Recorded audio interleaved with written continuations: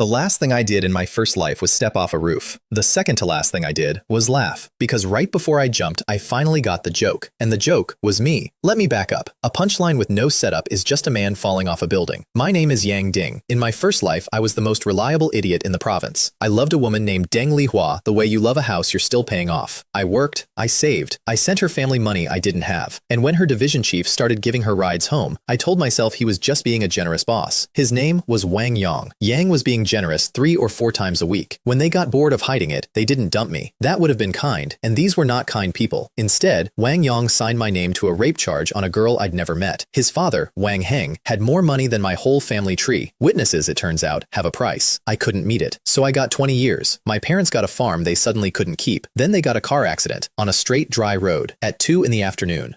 The kind of accident that only happens to people standing in someone's way. I learned all of it in one afternoon. From a cellmate, from a newspaper, from my mother's diary, which somehow found its way to a prison visiting room. 3 million in savings, gone. The orchard, gone. Them, gone. I sat there reading my mother's handwriting get shakier every page, and that was when the joke landed. I'd spent my whole life being useful to people who were measuring me for a coffin. So I found a roof, and I stepped off it. And the universe, which had ignored me for 30 years, finally spoke up. What it said was, lol, no. I opened my eyes in a coffee shop that had been demolished 6 years before I died. I want to be clear about how I took the news of being alive. I did not weep. I did not thank the heavens. I looked at the menu, saw prices from 19 eternity, felt the specific ache of a body that hadn't yet spent 2 decades in a cell. And I thought, okay, somebody left a door open. Let's go see who's still standing on the other side. Across the table sat Deng Lihua, alive, 24, beautiful in the bored way of a woman who's already decided your furniture. Beside her sat her mother, Sun Mei Ying, a demand with legs. And they were, right at this frozen minute of the timeline, delivering the speech I'd swallowed like a good boy the first time. The speech went, 68,000 in betrothal money, plus the apartment in both our names, or the wedding's off. First time around, I begged. I actually said the words, please give me a chance to earn it. I watched Sun Mei Ying's lip curl and felt lucky she hadn't stood up. This time I let her finish. Then I laughed. It came out clean and easy, and both of them flinched, because a man laughing at a shakedown has stopped being afraid. And fear was the only rent they'd ever collected from me. 68,000, I said, plus the apartment. Sure. And what do I get, exactly, besides the honor? Sun Mei Ying's finger came up. That bony little finger. It had poked my chest 100 times in a life she didn't remember. You get my daughter. You should be on your knees. So I stood up instead. I looked at Deng Lihua, and I asked her one small question. I asked how Division Chief Wang was doing. Just that. And I watched the color drain out of her face like water from a cracked cup.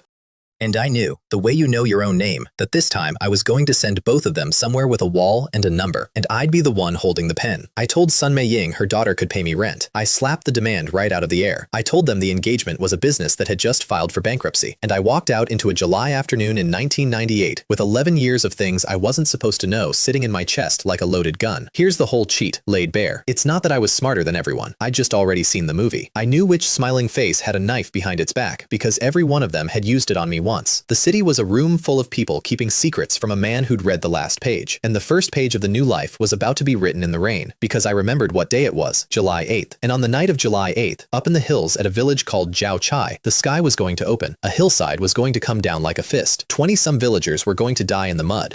And one of them, the village party secretary who stayed to bang on doors instead of running, was a woman named Qin Ruolan. First life, I read about her in a newspaper over dinner and thought, sad, and turned the page. I didn't know yet that turning pages was the thing that killed me. I didn't turn it this time. I hired a car I couldn't afford and drove a wheezing old Honda up into the hills, wipers losing a straight fight against a river falling out of the sky. I got to Jiao Chai as the ground started to sound wrong. If you've never heard a hillside decide to move, I hope you never do. It's low, patient, like something enormous clearing its throat. Qin Ruolan was exactly where the obituary said she'd be, soaked through, hammering on a door, screaming at an old couple to leave a house about to become a memory. She looked at me, this stranger sprinting through her dying village, like I was one more problem she didn't have time for. I did not have time to explain that I was here because of a newspaper that hadn't printed yet. So I grabbed her, grabbed the old couple, grabbed anything with a pulse, and I moved people. I knew which paths held.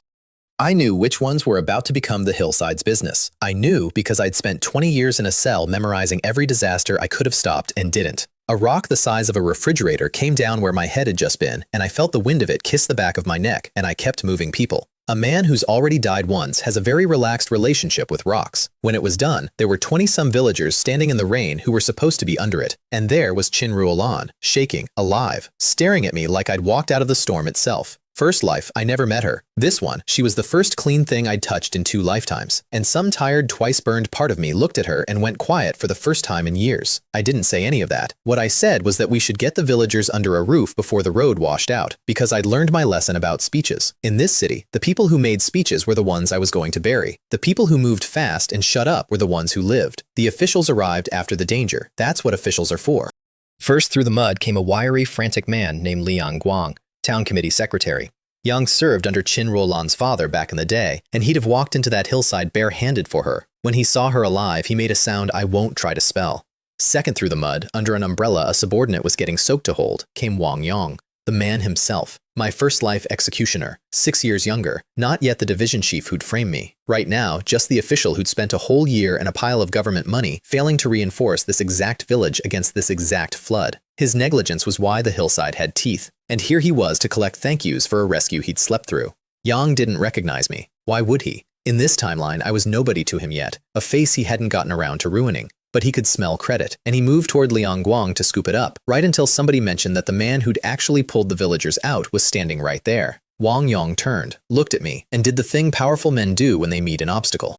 Yang smiled and pulled me aside for a friendly word. The friendly word was a threat. It always is. Yang explained, warmly, quietly, that a young man's career is a fragile thing, that credit for tonight would be flowing up to the leadership, that it would be unwise to embarrass the leadership, that a smart young man would nod and disappear. Then he mentioned, gently, that he understood I had a girlfriend, and he let that sit. This exact man took 20 years and both my parents once, so when he asked, one more warm time, who I ought to thank for tonight, I told him I'd given it real thought, and I'd like to thank his grandfather. Yang didn't get it at first. Then he did. What Wang Yang didn't know was that Liang Guang has ears like a bat and zero patience for men who steal from the dead. Yang heard the whole thing. Yang came around the corner with a face like a slammed door and made Wang Yang apologize. Publicly, in the rain, in front of his own subordinates and the villagers he'd nearly drowned. Wang Yang apologized with a smile that must have cost a tooth to hold up. And halfway through it, a mosquito landed on Qin Rolan's neck, and I flicked it off without thinking. And Wang Yang watched that small, dumb bit of tenderness happen and understood he'd been beaten by a nobody in front of an audience. Yang slunk off into the dark. First blood, and I hadn't even started. Liang Guang wanted to thank me properly, so he asked who I was. When he heard I was a clerk at the Supply and Marketing Cooperative, stuck 3 years in the same dead grade, he got a very specific look. And Qin Rolan, who'd already clocked that a man who organizes a flood rescue in the dark might be wasted stamping forms, mentioned it to him, quietly. I didn't ask her to, she just did it. I filed that away next to the mosquito. Then I drove her to a hotel because she was starting to sneeze like a woman about to earn a week of fever. And the universe, still in a mood, arranged that the only room left was a couple's room, done floor to ceiling in pink. I'll spare you the full comedy of 2 soaked strangers, a frosted glass bathroom door, and a very well-timed slip on a wet tile. I'll only say we were both extremely professional about it. Neither of us mentioned it again, and her phone rang at the exact worst possible second, which was the one mercy the universe showed me all night. My phone rang too, Deng Lihua, calling to inform me I owed Division Chief Wang an apology. I hung up. Qin Rolan, sitting there in a borrowed dry shirt, put it together. The cheating, the division chief, all of it. And instead of pity, which I could not have survived, she got angry for me. Then she did something I didn't find out about for a while. She got on the phone to a man she called Teacher Joe, spent a favor she'd been saving, and started the machinery that was going to drop me into the one job in this province with the power to burn the whole rotten house down. I didn't know that yet. Driving home in the dark, all I knew was that my new life had a warm thread running through it now. Exactly one. And I would set the province on fire before I let anyone cut it. At home, I put Deng Lihua in the spare room and locked my own door, because I wasn't stupid twice. And because I wasn't stupid twice, I went looking. Behind a panel in the closet, I found the box. A little box of photographs. Wang Yang and Deng Lihua in poses I will not describe, except to say they were not reviewing quarterly reports. She'd kept them as insurance against him. First life, I never found this box. This one, I stood there holding a stack of other people's secrets, feeling the very specific joy of a man handed a lever. She heard me moving and panicked and called Wang Yang, who told her not to worry. I was a rabbit, and rabbits don't bite. Next morning, she brought me shrimp buns and a soft voice and a fake apology. I ate exactly none of the shrimp buns, because I'm allergic to shrimp, a fact my devoted fiancé of 3 years had never once absorbed. That's who she was. That's who they all were. People who couldn't be bothered to learn the one thing about you that might get you killed. I mailed the photographs to Wang Yang's wife. I should tell you about Wang Yang's wife, because she matters, and because she was the first person in this whole affair who scared me a little. Her name was Wu Wenjing. She was the kind of beautiful that shows up with a drop in temperature. She got the envelope. She did not scream, did not cry, did not throw a vase. She called me, calm as a held breath, and asked me to tea. But that's later. First, I had a job to lose and a better one to steal. Back at the cooperative, I was a leper. Word had gone around that I'd offended Division Chief Wang, and my colleagues treated me the way you treat a man standing under a tall tree in a lightning storm. Polite, distant, ready to sprint. A woman named Wang Hui, no relation, just a garden variety parasite with a supervisor's badge, started dumping the intern's busy work on me and calling it initiative. First life, I'd have done it. This time I told her, loud, in front of everyone, that I didn't run errands for people whose whole job was an errand somebody's uncle arranged. Her face went through 4 colors. Then I sat back down to wait for the thing I knew was coming. Because I remembered the date on this, too, my transfer. Director Wang Biao ran the cooperative, and Wang Yong had already handed him his orders. Bury the troublemaker in a village posting where he'd rot. Wang called me in to do the burying. Yang was mid-sentence, mid-smug, spinning me a wonderful rural opportunity full of fresh air and career growth when the door opened and a man from the municipal organization department walked in holding paper. I have to explain about paper. In 2 lifetimes, I've learned this whole world runs on it. Not guns, not fists. On the right sheet, arriving in the right room 1 second before the wrong one does. The man from the org department, Han Ming, brisk, bored, entirely uninterested in Huang's opinion, had the right sheet. It pulled me clean out of Huang's reach and up into the municipal org department itself. Somebody had moved. Liang Guang or Qin Ruolan or her teacher Zhou. Somebody who owed somebody had spent a chip on me. Wang Biao's face during this was the first genuinely nourishing thing I'd eaten in 2 lifetimes. Yang'd come to bury me. Instead, he got to watch me get promoted over his head in his own office, holding his own cup of tea. The second I left, he grabbed his phone and called Wang Yong, who called his father, and the machinery of the Jiangning faction ground grudgingly awake to the idea that I might be a problem.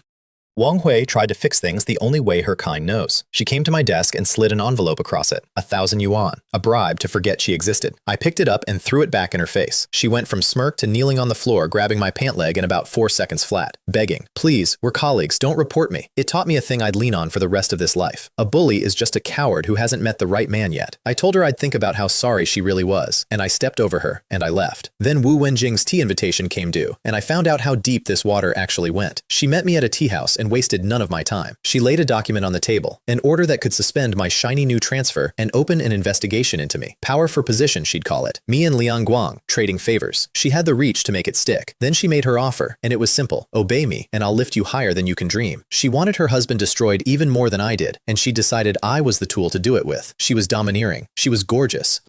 At one point, she took my hand, like a joke, and held it a beat too long, and I understood this woman intended to own me.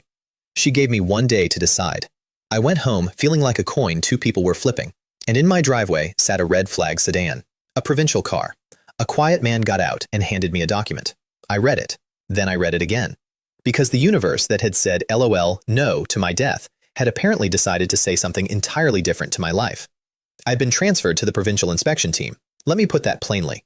In this province, the provincial inspection team is the sword the top leadership carries into a room when they want someone to stop breathing, professionally speaking. It answers to almost nobody local. It opens any door, seals any account, pulls any official out of any chair, and folds him into a much smaller one. Qin Ruolan's teacher Zhou turned out to be Qin Jian, the incoming head of provincial public security. She'd spent her saved-up favor putting an imperial envoy's blade in the hand of a man who'd just watched his own funeral. And the best part? They let me keep the org department post, too.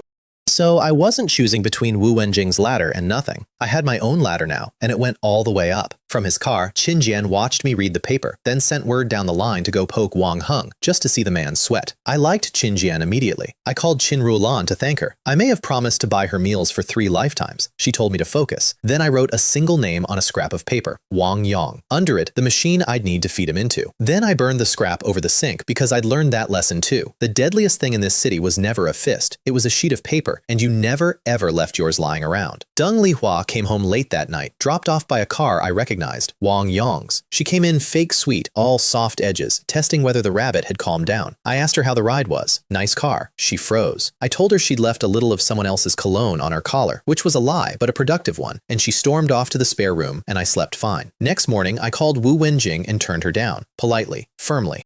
Told her I'd handle my own husband problem, thanks, and hung up before she could drop the temperature on me again. She was going to be a problem, or a weapon, or both, but she'd be it on my terms. Then I walked into the organization department to start work, and there was Wang Hui, because of course there was, back at a desk and already mocking me, the country boy who'd gotten above himself. And mid-mock, Wang Yang himself walked in, holding the suspension order Wu Wenjing had threatened me with, flanked by 2 discipline inspection men come to haul me in for the power for position deal. I let him get all the way through his little speech. I let him savor it. Then I showed them my appointment to the provincial inspection team. The room reorganized itself around the new information like iron filings around a magnet. The 2 discipline men who'd walked in to arrest me straightened up because I now outranked the errand they were running. And Wang Yang, holding a piece of paper that had just become waste paper, understood he'd walked his own throat onto my blade, so I used it. I reported Wang Hui right there.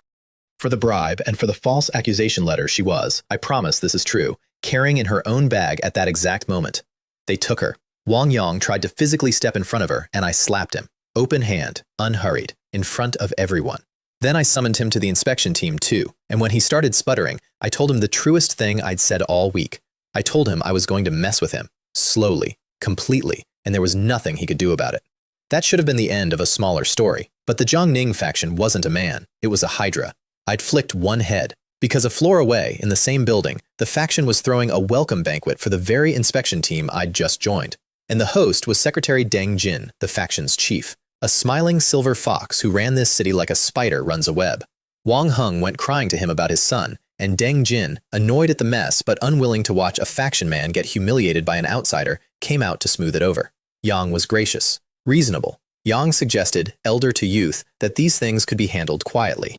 And I looked at this man, who I knew, from a life he had no idea I'd lived, was going to be up to his silver hair in murdered families before we were done, and I told him, pleasantly, that embezzlers and the men who shield them go to the execution ground, and I'd be glad to walk any of them there personally. Deng Jin stopped smiling. That was the first time a grown man in a real chair understood that the nobody clerk was not going to be reasonable. Yang conceded Wang Yang to the inspection team, you have to throw the mob a bone, and stormed off to go make phone calls about me. On his way out, he did 2 things that told me exactly how deep I'd have to dig. Yang warned Wang Heng to carry his own weight, and he introduced Wang Heng to a quiet, refined man named Qin Kai, president of something called the Han Xing Group, treating him with a deference he showed no official in that building. I filed it away. In this city, the man everyone bows to and nobody names is always the one you're actually fighting, and Wang Yang, being led off to interrogation, still had his phone. Yang used it to call Deng Lihua and tell her to lean on me.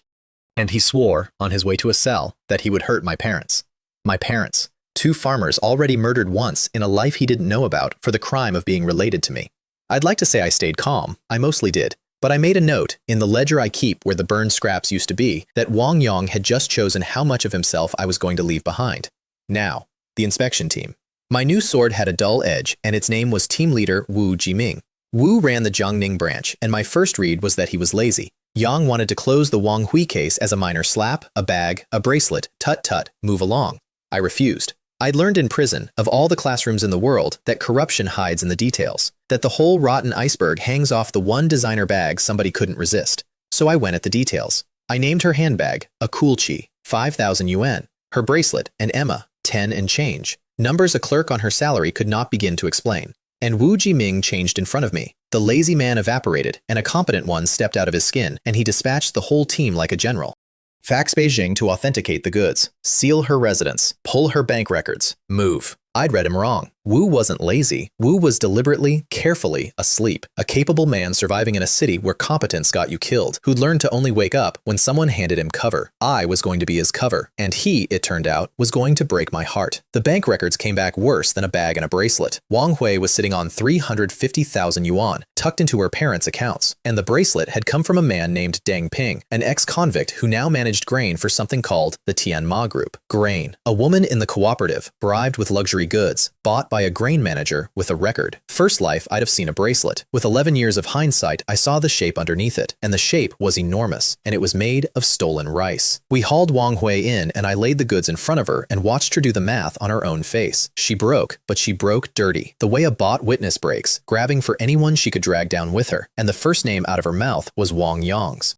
Wu leaned back and lit a cigarette and told me, quiet, that the Emma money traced to Tianma, and Tianma belonged to the Zhou brothers. Qin Kai, the refined one I'd just met, and Qin Lei, the butcher. Yang told me people who investigated the Zhou brothers had a way of committing very tidy suicides. Yang told me to walk away. I told him I hadn't come back from anywhere to walk away from anything, though I only said the last half out loud. What I said was that I'd dye the flag with my blood before I let a city eat its own people. And I meant it in a way that must have sounded insane out of a 26-year-old clerk. Wu looked at me a long moment. Then he decided to stay awake. That night, I helped him home because he'd tested my nerve over a bottle and lost track of his legs, and I saw the photograph he carried, a woman and a little girl. And I watched this hard, tired man come apart, quiet, over the two of them, saying one name into his sleeve, She. I didn't know the whole story yet, but I know grief when I see it because I carry 2 dead parents of my own. So I didn't make a joke. Some things you don't undercut. I got him home, put him on his couch, and let myself out. The faction, meanwhile, sent Deng Li Hua at me like a puppet on a string. She called, sweet, then shrill, working up to a demand that I get Wang Hui released. I let her lay the whole thing out, then told her I knew exactly who was pulling the string and to give Wang Yong my regards. She hung up. And then, somewhere across town, she threw up and figured out, all at once, that she was pregnant, with Wang Yong's child. I know how he took the news because these things leak. Yang told her the child could not be kept, and he cursed her for a fool, and then he called his father, because a man like Wang Yong has never once cleaned up his own mess. The next morning, a pretty org department colleague named Qin Yang came to fetch me, sent by Minister Song Chun, the org department head and one of Liang Guang's allies. Song sat me down and told me plainly that the Jiangning faction was lethal, that men had died over less than what I was reaching for, and that I should give myself the day and let the inspection team convene properly in the morning. It was good advice from a careful man. I thanked him for it and had no intention of taking the part about slowing down. Back in interrogation, Wang Hui finally gave me the seam. The Emma bracelet had come straight from Deng Ping, the grain manager, 18,000 yuan of apology for something, and the 350,000 had a shape now, a direction, a current running toward Tianma and the reserve grain. Wu warned me again, sharper this time. Tianma was the Zhou brothers. Investigating them got you fake suicides and real accidents. I told him I'd hurt him the first time. Then I did something petty, and I regret nothing. I had a young officer named Yang Zhuan lock Wang Hui into the same holding cell as Wang Yong. 2 panicking rats, 1 cage. She clawed his face bloody inside a minute, screaming that he'd ruined her, and he screamed back that she'd talked. And I stood in the corridor and listened to the Jiangning faction eat itself and thought, this is nice. This is a nice sound. Deng Jin heard about it and summoned Wu to demand Wang Hui's release. And Wu, my lazy, sleeping, secretly dangerous Wu, played it beautifully. Yang blinked at Deng Jin and said he'd been asleep, hadn't authorized a thing. Terribly sorry. Must be a paperwork mix-up. He'd look into it first thing. Ran a faction chief in circles with the word asleep, and when Deng couldn't move him, he turned on Wang Hung instead and reamed him out for the mess his family kept making. And in the middle of it, cold, offhand, he mentioned Wu's murdered wife and daughter from 2 years back, as a warning, as a reminder of what the faction did to inspectors who wouldn't sleep. Yang said it to threaten. Yang didn't know I was in the building, and he didn't know that the man whose family he'd just used as a threat was, at that exact moment, deciding to stop being afraid. Wu and I sat down that night and I laid out the real crime. The one the bag was just a splinter of. It wasn't bribery. It was the grain reserve itself. Tianma and their friends were quietly selling off the province's emergency grain, the rice that stands between a bad harvest and dead children, and faking the weight with moisture and garbage to cover the hole. Deng Ping, the grain manager, was the seam where it leaked, and the way in was not to charge the granary, because they'd see us coming and refill it overnight with anything that pours. The way in was a feint. Announce a grain depot inspection. Loud, official, dated. Make the snake hear the dog, and when the snake bolts, when they scramble to hide the theft, that's when they leave prints in the mud. We set up a secret holding site in an empty office building owned by a colleague's husband, so the faction wouldn't know where we kept what we caught. We picked one cop we could trust, and Wu, who 2 days earlier wanted to file this whole thing under nothing, looked at the plan and laughed for the first time, and told me to come have a drink. One ally with a pulse in the entire city, a grieving man with a dead daughter and a death wish that matched mine. It was, honestly, the richest I'd ever felt.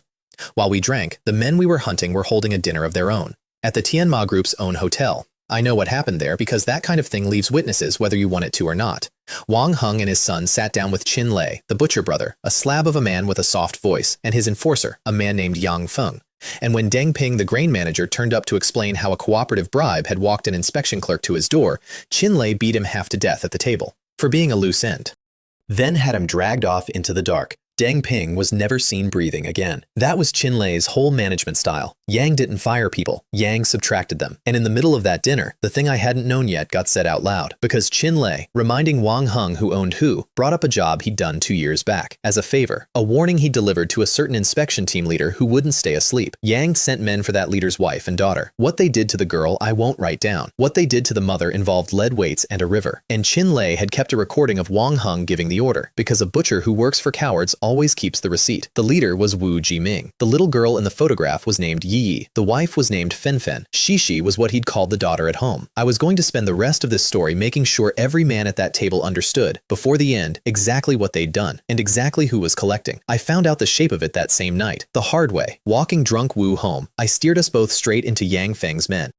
They'd been sent to make me let Wang Hui go and drop the case, the way you'd send men to make a dog drop a bone.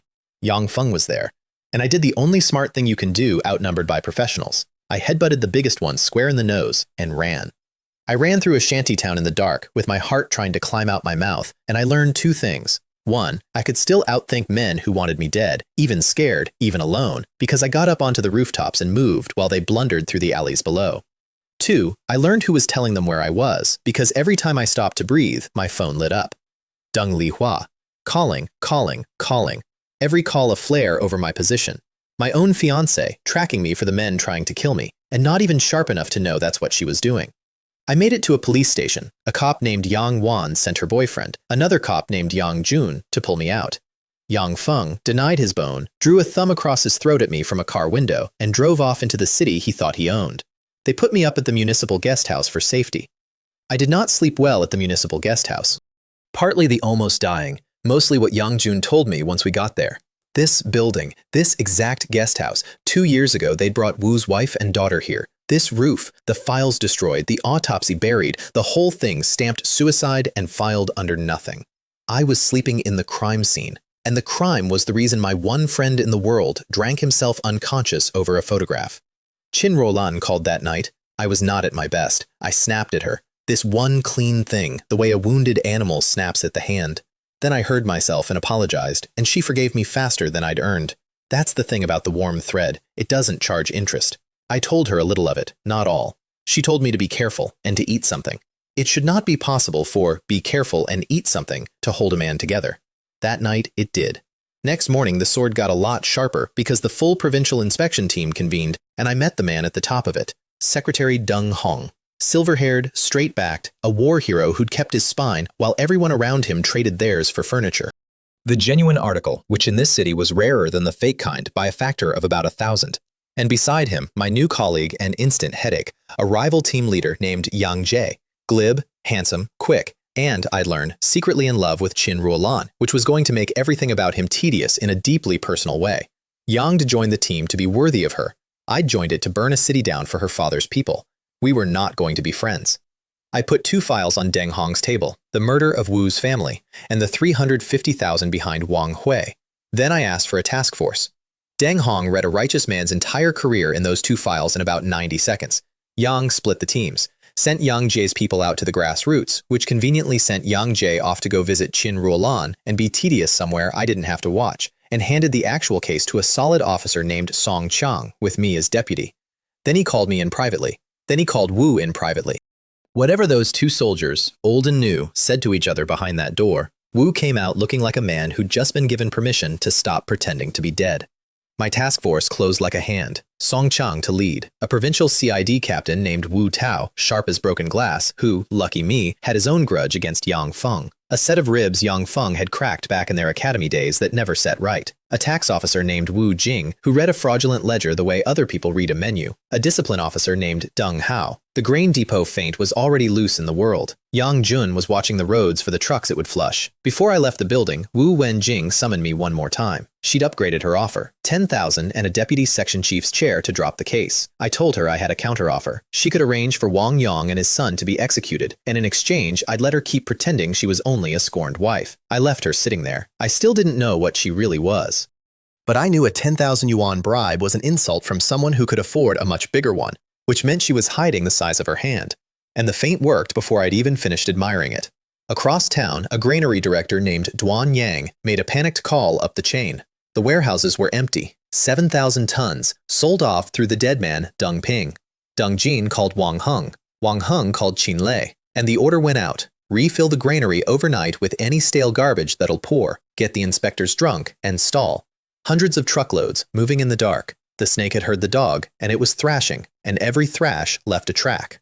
While that snake thrashed, I went and got the one witness who could turn Wu's dead family from a buried file into a rope. His name was Wang Ming, And I knew him because in my first life, he'd been my cellmate.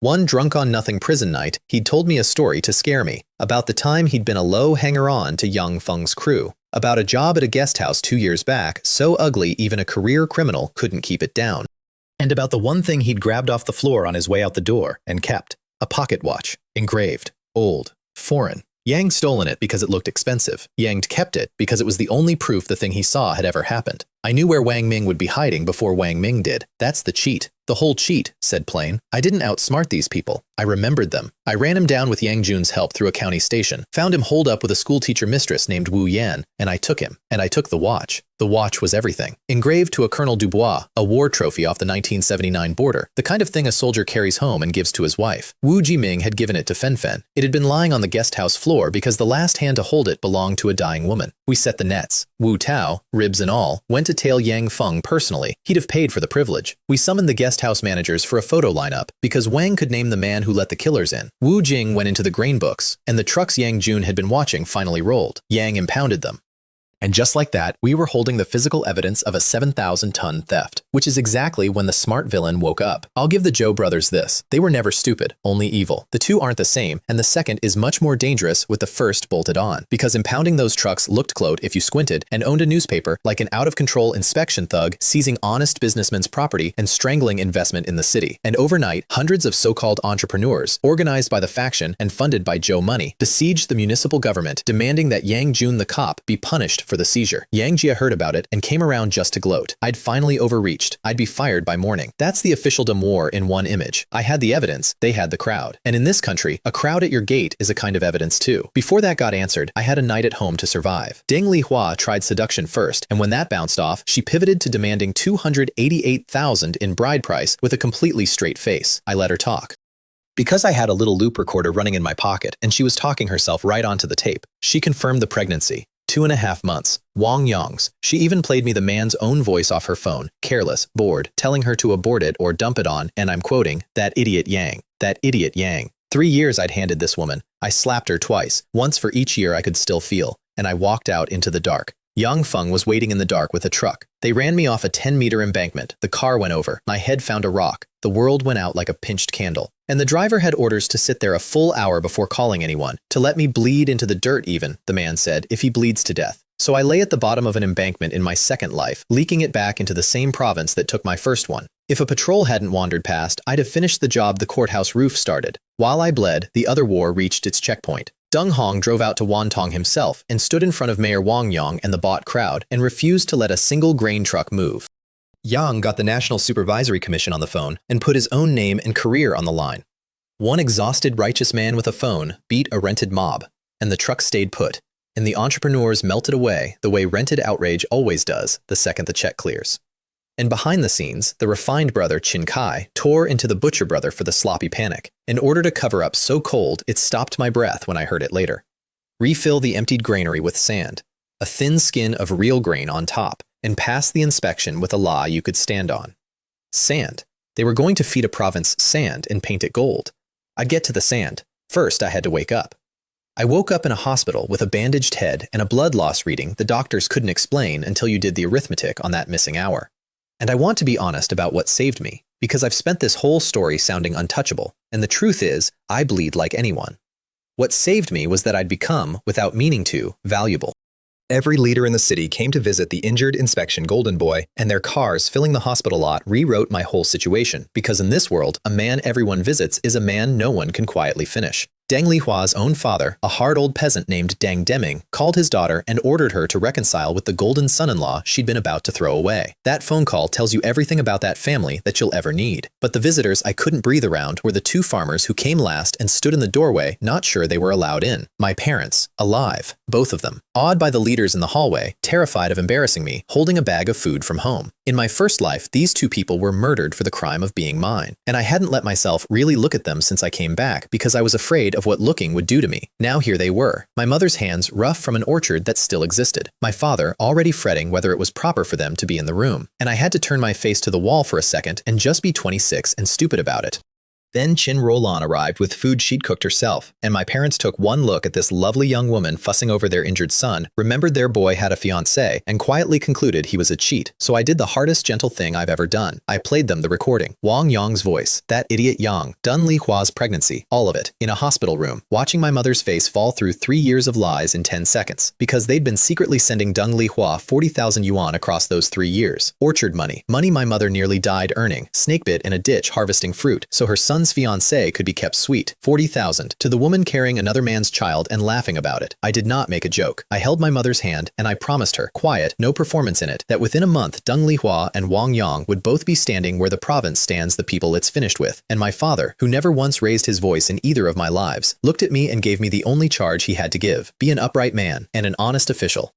I kowtowed to them 3 times on a hospital floor in front of the leadership of the city and did not care who watched. Then I got up and got the 40,000 back, publicly, with interest. When Deng Li Hua and her parents came to reconcile, I demanded the money back in front of the city's finance chief. Itemized, humiliating, and Deng Deming dragged his daughter out by the arm, slapping her, howling that she'd thrown away a golden son-in-law, and it was that, not the slap, the arithmetic of it. A father grieving a lost meal ticket instead of a lost daughter, that told me I'd read this family right the first time. I felt the debt close, one down. Chin Rulan stayed and fed my parents, and I noticed she went hungry herself so there'd be enough, and didn't mention it. I added it to the ledger, next to the mosquito, next to the phone call, the ledger of small, unbragged things this one person kept doing, which was quietly becoming the most important document in either of my lives. I checked myself out early. The doctors objected.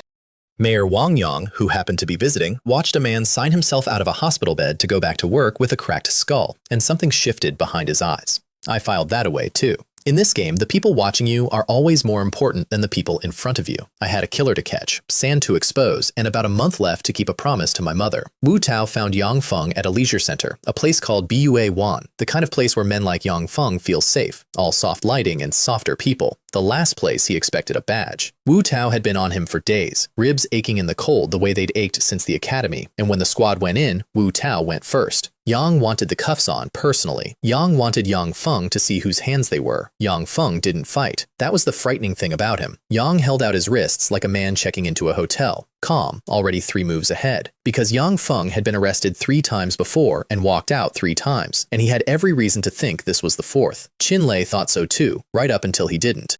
Yang got word of the arrest and sent one message down to Yang Feng through the usual channel: say nothing. And then, because the butcher secures his loose ends, he wrapped the message in a threat: Yang Feng's mother. Keep your mouth shut, or she pays for it. That was Chin Lei telling his most loyal man exactly how much that loyalty was worth to him. Nothing. She was just another throat he could put a hand on. Then Chin Lei did the smart, cowardly thing, and I let him. Yang pulled a janitor's coveralls over that expensive suit, walked out of a service entrance with a mop bucket, crossed the city as invisible as a man like that ever gets, opened a locker with a passport in it, and got on a plane out of the country. I let him go. I want to be very clear about that. I watched the butcher slip the net, and I could have closed it, and I chose not to. Because a fleeing man is a confession with legs. Because the faction's entire endgame was to pin everything on Chin Lei precisely because he'd be unreachable, and I had already decided that when the time came, I would reach across an ocean and pull the scapegoat back into the frame myself, at the exact moment it would do them the most damage. Let the butcher run. I knew where the airport in Singapore was. I'd known for 11 years. Yang Feng in the interrogation room was the hardest door I had to open. Yang started where men like him always start, with nothing. Arms crossed, chin up, a small bored smile. The smile of a man who sat in this chair 3 times and walked out 3 times and is already counting the hours until the 4th. Yang didn't deny anything, because denial is effort. Yang just sat there radiating the certainty that no one in this building could touch him, and he was mostly right, and he knew it. So I didn't argue with the certainty. I dismantled it, 1 brick at a time, in silence, laying each piece on the table where he could see it. The guest house manager's confession, the engraved watch, turned so the name faced him. Wang Ming's recorded testimony, played low. I built the whole architecture of what he'd done to a woman and a little girl in front of him without raising my voice once, and I watched the bored smile get harder to hold up, brick by brick, because the one thing that certainty cannot survive is detail. And then I did the thing he wasn't ready for. I stopped talking about the murder, and I started talking about him. The father who'd been crushed under a debt and a boot. The mother who'd been made to grovel in front of the whole street. The boy who'd stood there watching and done the math and decided the only safe thing to be in this world was the thing everyone else was afraid of. I laid out his own life like evidence, because a monster expects you to hate him, Yang does not expect you to understand him, and understanding is a key that fits a lock hatred can't even find. I didn't excuse it. Nothing excuses a roof and a little girl, but I understood it out loud, and something behind his eyes cracked that no amount of pressure had touched. That was when Wu Jiming walked in. I'd let him choose his own moment. Yang came to the table, and he looked down at the watch, and he picked it up, and he turned it over and read the engraving he'd had cut into it himself for a woman named Fen Fen a lifetime ago. And then Wu Jiming put one honest fist into Yang Feng's face. Just one. It was the most restrained thing I have ever seen a human being do. I did one more thing in that room, and it mattered more than I knew. I promised Yang Feng that his mother would be protected, out of my own pocket, whatever happened to him. Because the one true thing left in a monster is usually the last person he loves. And because I am not, whatever this city taught me, the same as the men I was hunting. Yang Feng confessed. Everything. Names, dates, the chain of it all the way up. Then I quietly left the room and left Wu alone with the man who'd murdered his family. And I didn't ask what happened, and Wu didn't tell me. When he came out, he had not laid another hand on him. Yang wanted me to see that he could master the one thing in himself that had every right to burn. We understood each other completely after that. Two men holding grief like a live coal, refusing to drop it on anyone who hadn't earned it. The faction didn't sit still while I did all this. Qin Kai smelled the trap and how smoothly his own brother had escaped, and started cleaning house. Froze a scam I'll get to. An asset strip of the number 2 department store. 25 million walked out the door for a single yuan on paper. And Qin Bing, the deputy public security chief, and Wang Heng and Deng Jin all bent to the same job. Make sure a killer's confession stayed just a confession, unprovable, a monster's raving. Because in this country, a man's word alone hangs nobody with a good enough lawyer and a bought enough court. So they thought they'd boxed me in. A killer in a cell who couldn't be convicted. A granary they were repacking with sand. A fugitive to pin it all on. A crowd they could rent. A newspaper they could aim. They were about to learn the thing I'd learned on a courthouse roof. The most dangerous man in any room is the one who's already lost everything once and remembers exactly how it was done. I wasn't finished catching them. I was just finished being gentle. The thing that turned this from a case into a demolition was a shopkeeper, a nobody, a roadside stall owner who'd made the mistake of not paying the right people. Yang Feng had crippled him for it months back, broke him up and left him in the street. And when the man crawled to a hospital, the police chief of the Manhwa road station came to his bed and threatened him out of it. Recant or lose the leg you've still got. That was the machine. Not one killer. A whole police station working for the killers. A public security apparatus that was less a shield than a collection agency with guns and badges. And I understood that catching Yang Feng was like killing one wasp and calling it a summer. The nest was the Jiangning Public Security Bureau itself. So I decided to take the nest. You don't take a public security bureau with a fist, you take it with a meeting, which is the most violent room in Chinese public life if you know how to stand in it. I brought it to the big committee, knowing the vote was stacked against me, and I won it 4-2 anyway. And I want to walk you through how, because it's the whole art of the thing. I didn't ask them to believe a killer's confession. I asked them a question they couldn't answer in front of each other. If these 15 officers are innocent, why is a confessed murderer able to recite all 15 of their private bank balances? Corruption, you can deny. Coincidence, you cannot survive being asked about with the provincial leadership watching your face go gray. I got my 15 arrests. Yang Feng's protectors, all the way up to the Bureau's own office director, a man named Qin Guochang, with a charge on him involving a minor that turned the room cold when it was read aloud. And I got 2 more things in the same motion, because a good meeting is a lever that moves 3 rocks at once. I got every official in the affected offices stripped of their passports, which mattered enormously, because Qin Lei had already fled abroad, and I was not letting the Wangs follow him out the same door. And I got the armed police corps assigned to make the arrests, so the crooked bureau couldn't warn its own. Along the way, because I was in the mood and he'd earned it, I humiliated Deng Jin 3 separate times in that meeting, on the record, in front of the province. And I took a vice mayor named Sun Ji down a peg by having his son's passport seized too, which made Sun Ji an enemy, and told me, by exactly how much it stung, that Sun Ji had a sun-shaped reason to fear anyone looking too closely at his family's money. I filed it away. In this city, watch what makes a man flinch, and you've found his throat.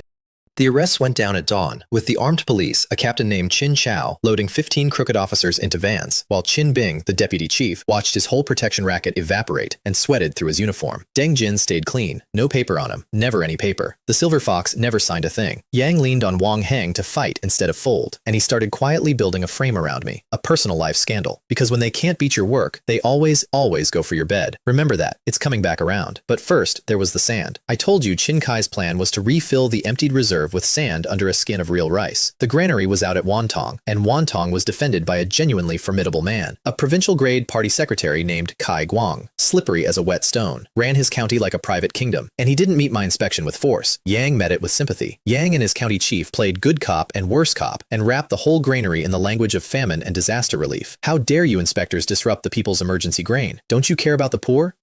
It was masterful, honestly, because it turned my investigation into an assault on hungry children in every newspaper he owned. I couldn't charge the granary, so I did Tai Chi with it. I stalled, smiled, postponed, let Sai Guang believe he was managing me, and meanwhile, I found the one gate he hadn't defended, because he'd built his entire shield out of public opinion, and public opinion is a weapon that turns in the hand. I'd impounded grain trucks, remember? So I announced that since Wantong's grain was so precious and so contested, we would borrow grain from those very trucks to feed the needy Lu kept crying about, and we'd seal the granary, meanwhile, for its own protection, and we'd invite the grain merchants themselves, the honest ones Tian Ma had been squeezing, to serve as our inspectors. One move. I took his crowd, his cover, and his key. His own public opinion shield now demanded the granary be opened, and when it opened, there would be sand in it, and everyone would be watching. Sai Guang understood he'd been outmaneuvered, and men like that don't lose gracefully, so the county chief set a honey trap, a beautiful new deputy county head, sent to soften me. When the beauty failed, and I'll note that she failed, that the warm thread held, that I thought about a woman going hungry so my parents could eat, and found I had no appetite for anyone else. When the beauty failed, they went to the oldest weapon in the drawer. They drugged me.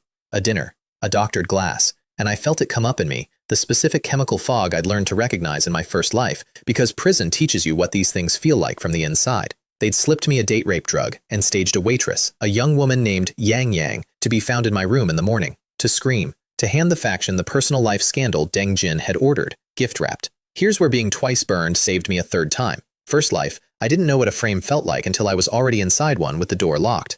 This time, I knew the shape of it while it was still forming, and instead of running or denying, which is what innocent men do, and it never once works, I demanded the single thing a frame cannot survive, a forensic examination, immediately, of me and of her, because the whole scam depended on nobody checking. So I checked. The examination showed Yang Yang had never been touched, that the entire assault was a story with no body under it. And under the pressure, the girl broke and told the truth. They'd taken her brother, a boy named Yang Dong. They were torturing him to make her play her part. So I arrested the county public security chief who'd staged it, a man named Han Ding, and his whole squad. I got the brother back, and I turned the frame inside out so hard it became my evidence instead of theirs. The trap set to prove I was a rapist became the proof that Sai Guang's people manufactured rape charges to guard stolen grain. And if you remember my first life, if you remember what a manufactured rape charge cost me once, you understand why I stood in that county station shaking a little, not from the drug wearing off, from the size of what I'd just been allowed to do to the exact machine that murdered me the first time. The honey trap woman came back to me, by the way, not as bait, but as an ally. Her name was Wu Shulan, a professional beauty who'd made a living reading which officials would rise, and who'd lost too many rigged construction bids to Wang Yang to have any love left for the faction. She fed me two things that shaped everything after. She pointed me at Xingcheng Construction, and she told me about the roads and the dikes, that the North District River embankment, the one holding the water off 100,000 people, had been built by Wang Yang's people out of cement that was mostly lye and rebar that was mostly absence. Qin Rulan, when she heard I'd taken up with the notorious Wu Shulan, even as an informant, warned me off her in a voice with a little more heat in it than pure professional concern. I did not mind that heat one bit, and I kept Wu Shulan at exactly arm's length, which is the correct distance for a useful knife. Then I broke Qin Guochang, the bureau office director, and everything accelerated. I broke him with a threat worse than prison, which, for a certain kind of official, is publicity. I promised to hand his crimes to the newspapers, to make him famous, and a corrupt man would rather rot quietly in a cell than be ruined out loud in front of everyone he ever looked down on. Yang confessed the whole cover-up of Wu's family murder, confirmed it ran up the chain through Qin Bing. And just like that, the buried case had a spine of official testimony, not just a killer's word.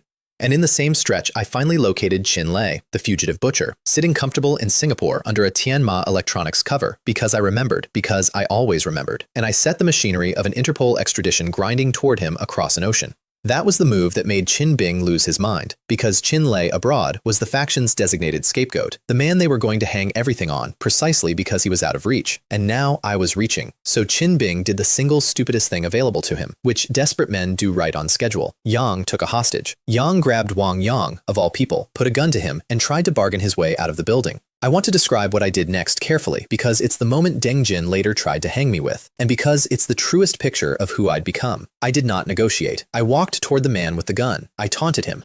And then I tossed Qin Bing a loaded weapon, a gift, an invitation, while I stepped in behind Wang Heng and used the father as a shield against the deputy chief. In the half-second of confusion I'd manufactured, a police sniper put a round through Qin Bing's arm and dropped him. The hostage lived. The hostage was Wang Yang, the man who murdered me once. I saved his worthless life on purpose, and I leaned down close so only he could hear, and told him why. Because his death belonged to the state and the execution ground, and I was not going to let a coward like Qin Bing cheat me out of watching him get it properly. Wang Heng and Deng Jin reported me to the supervisory commission that same day for recklessly endangering a hostage. Of course they did. It's the last move of a losing side. When a man beats you cleanly, accuse him of winning wrong. And that was fine. Because a supervisory commission hearing is just another meeting. And by now you know how I feel about meetings. They brought me in to answer for endangering a hostage. I brought the whole chain of events in with me. The confessed murder, the 7,000-ton grain theft, the 15 crooked cops, the fugitive in Singapore, the deputy chief who'd taken his own colleague hostage at gunpoint. I laid it all in front of the commission, and then I asked one question. Which man in this story endangered Wang Yang? The clerk who caught the bullet meant for the city, or the faction whose own deputy put the gun to his head? And then I turned the question into a scalpel. I made Wang Heng and Wang Yang, the father who murdered my parents in another life, the son who framed me into a cell, stand up in front of the provincial leadership and thank me, out loud, for saving Wang Yang's life. Bow to me for it. Wang Heng got the words out. Then he vomited blood on the floor. An actual mouthful of it. The body finally reporting what the man wouldn't. And Deng Jin, the silver fox, watched his lieutenant come apart and did the thing foxes do. Yang stepped back, let go of the Wang's hands under the table, and began, very quietly, the long process of pretending he'd never known them. That's how you know a faction is dying. Not when it loses a fight, when the top man starts abandoning the men who fought it for him. I should have felt finished. I'd kept the promise to my mother with days to spare. But Wu Shulan had left a splinter in me I couldn't stop touching, and it was made of concrete. The North District Dike. 100,000 people lived behind it. Wang Yang's construction cronies had built it, and Wu Shulan swore it was fraud all the way down. Cement cut with filler, rebar half there. The whole thing a painted lie holding back a river, and she told me the water was coming. Not someday, this season, and there was no time left to rebuild it, which meant the only thing I could do was catch the men who'd built it before it killed anyone, and get the people behind it ready to run. And she named the hand above the whole thing, the hidden power even the faction deferred to. Executive Vice Mayor Sun Ji, the man whose son's seized passport had made him flinch. The man sitting on top of the petition office, where every complaint about that dike had gone to quietly die. First life, this dike broke and I never even heard about it. One more disaster in a province full of them. Background noise to a man turning pages. This time I knew the water was coming, and who'd sharpened it. I mobilized that night. Liang Guang, Mayor Wang, everyone I could trust with a phone and a spine. And I went to the dike with an impact hammer. There's a beautiful, brutal honesty to an impact hammer. You can't bribe it, can't send it to a grassroots posting, can't bury its file. You put it against a wall that's supposed to be solid concrete, you pull the trigger, and the number it gives you is the number God would give you. I put it against the North District dike in front of witnesses, and where there should have been dense concrete, the hammer read sand. Sand. They'd built the wall between a river and 100,000 people out of the same lie they used to fake a granary. Because to men like this, every solid thing in the world is just a surface you paint over a theft. Wang Yang was there, because I'd made sure he was there. And I did something to Wang Yang at that dike I won't dress up as justice, though it was that too. I beat him bloody with my hands, and when he was down I made sure, with a farmer's practicality, that Wang Yang would not be fathering any more children onto any more women he planned to frame later. Then I slapped his gray-faced father for good measure.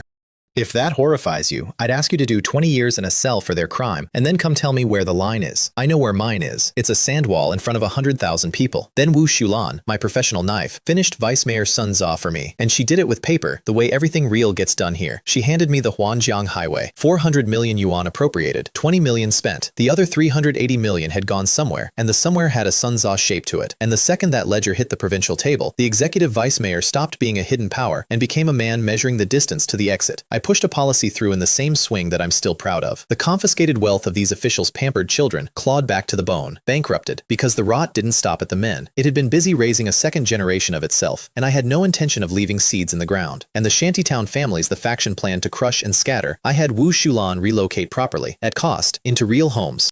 Because power that only takes is just crime with a nicer office. We raided a villa belonging to one of their frontmen, a Dong, and pulled 8 million yuan out of the walls of it. Walls again. Always walls with these people. Everything hidden inside a surface. And somewhere in all of this, the mystery who'd been standing behind me the whole time finally turned around and showed her face. And it was Wu Wenjing. She'd been playing me since the tea house, and I'd known she was more than a scorned wife. I hadn't known she was this. Wu Wenjing was the granddaughter of a Secretary General Wu, a name that made even Deng Hong sit up straight. She was a discipline commission plant, married into the Wang family on purpose. A spy in a loveless bed, gathering rope to hang the exact faction I'd spent months tearing apart. We'd been digging toward each other from opposite ends of the same tunnel the whole time, and when she finally laid the real map in front of me, I understood at last that Jiangning had never been the story. Jiangning was one battlefield in a war between two giants, Provincial Secretary Qin Yuan, the top man in the province, and Governor Wang Han, the number 2 who wanted to be number 1. And Qin Yuan, it turned out, was Qin Rolan's father.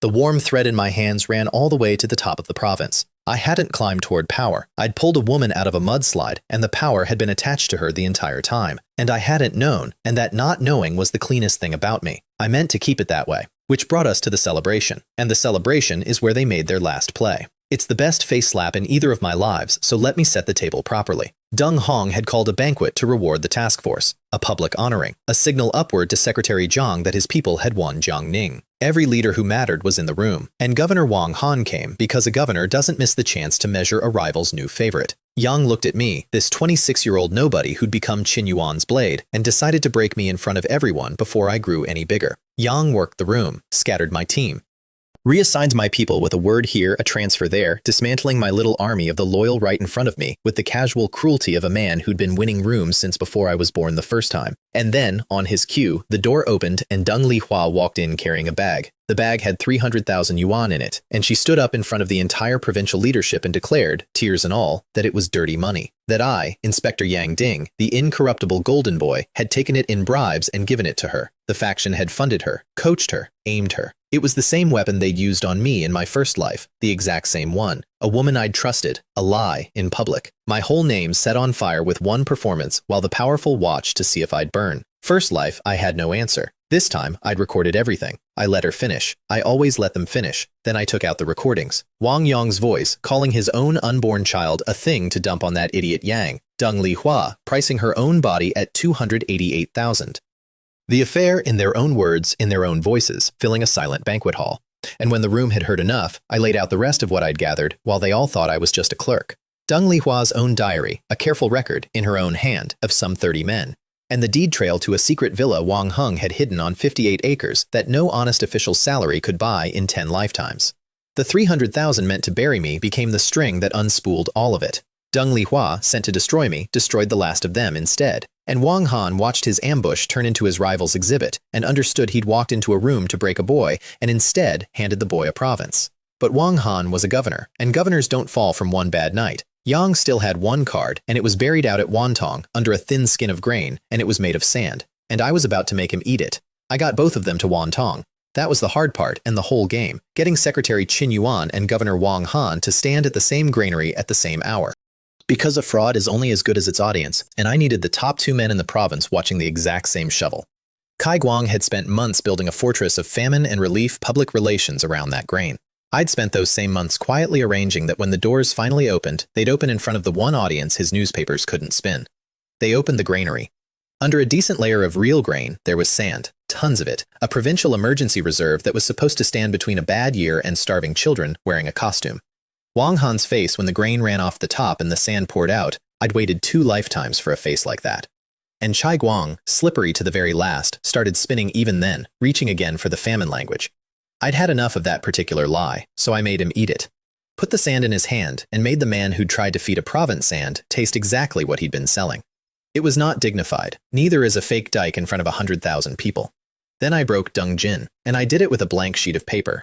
It remains the cleanest thing I've ever done with an office supply. Here's the trick. It works because guilty men trust each other exactly as far as they can throw each other, which is not at all. I let it be known, quietly, through the right leak, in the right hallway, that one of them had already flipped, that a full written confession was already sitting in a sealed folder on the inspection table, naming names, cutting a deal. I never said whose, I couldn't have. The folder was empty. It was a blank document in a sealed envelope, a confession with nothing inside it. But Deng Jin couldn't see inside it either. And Deng Jin knew, the way a fox knows, that in a collapsing faction, the first man to the exit gets the only mercy left. So he raced to confess before the confession he imagined could damn him. Yang gave it all up to get ahead of a piece of paper that said nothing at all. The grain reselling, the whole scheme, and the detail that finished him, the 5 million he'd tucked abroad, and the Harvard tuition it was quietly paying for a child he'd shipped overseas while the province ate sand. The silver fox, undone by a page he never got to read.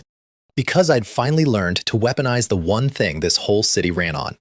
And then I did the thing that turns a victory into a promotion, which is a different and stranger art.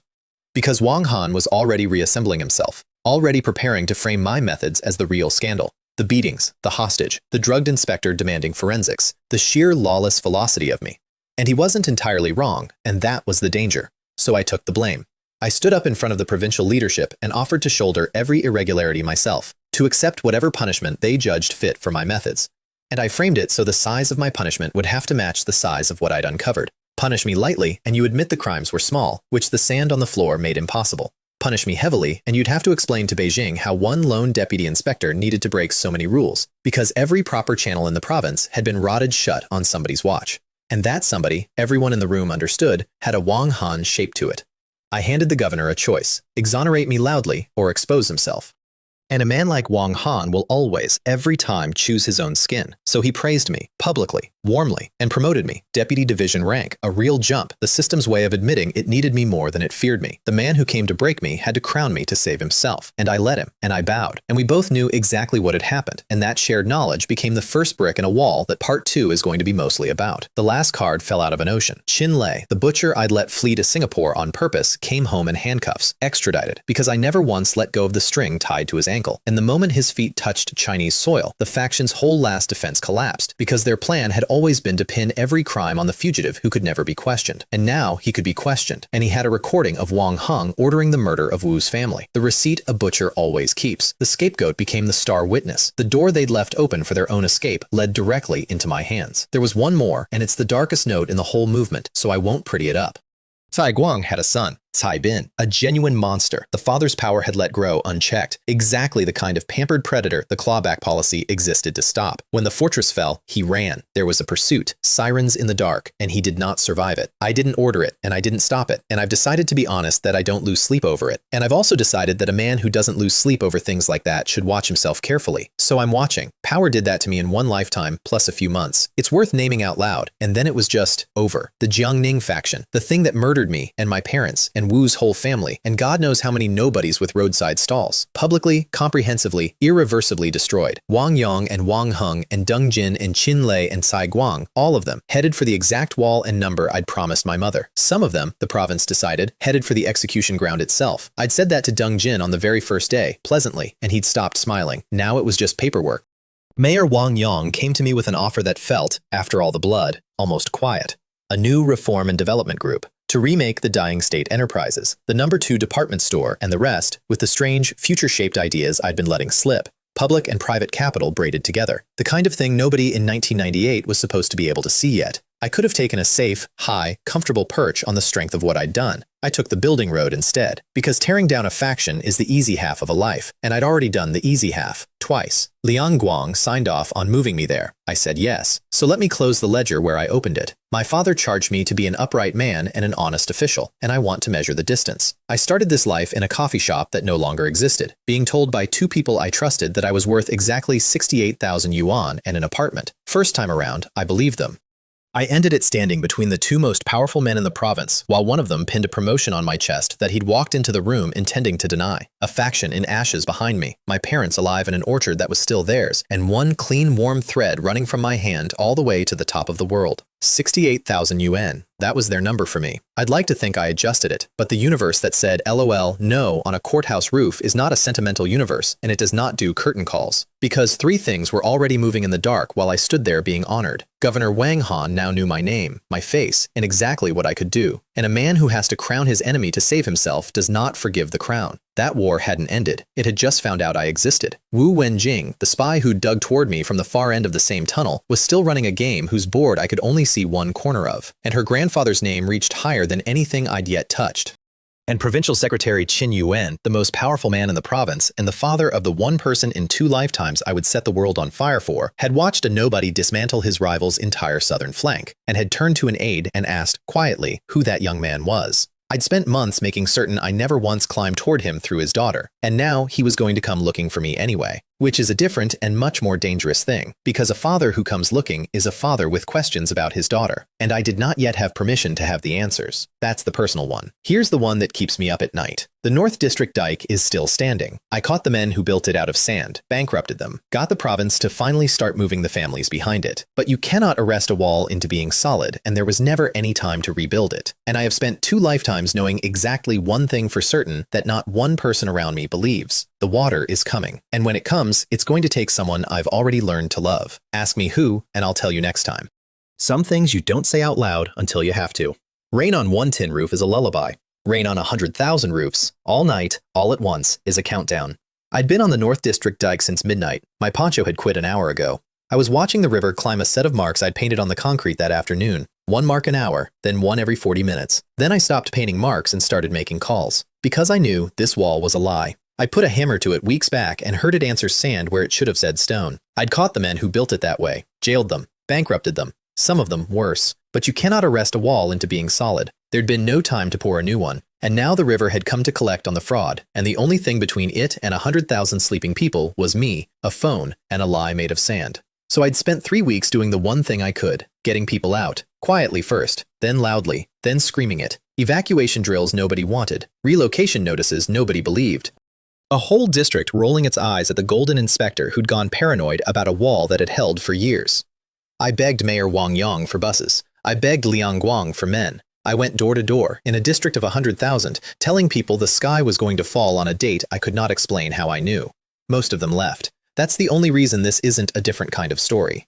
At 3 in the morning, the dike didn't break, it dissolved. There's a difference. A break is a crack, a spout, a warning. This just sagged and softened, and a section the length of a soccer field quietly turned back into the riverbed it had always secretly been.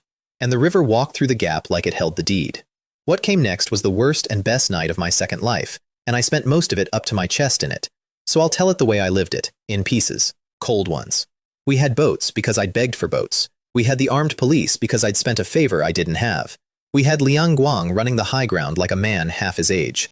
And we had Mayor Wang in a life vest, wading into his own drowning city, which is the exact moment I stopped filing him under politician and moved him to a better drawer. We pulled people off rooftops, out of second-floor windows, off the tops of buses that hadn't made it out in time. I lost count of the hands I grabbed. I have never, in either life, been so tired or so certain I was standing in the right place. And in the gray hour before dawn, at the crest of the worst of it, a woman named Wang Hehua was screaming on a rooftop because her child was not on the rooftop with her. The boy had slipped, gone off the far side, under, into the channel that ran between two buildings like a river inside the river. And the man closest to him, already in the water, already reaching, was Wu Jiming. I need you to know who was reaching. Wu Jiming was the inspection team leader who taught me that a lazy man can be the most dangerous man in the room if the laziness is armor. 2 years before any of this, other men took his wife and his little girl, Fen Fen, and the daughter he called Shi at home, and did things I buried in part 1 and will not dig up here.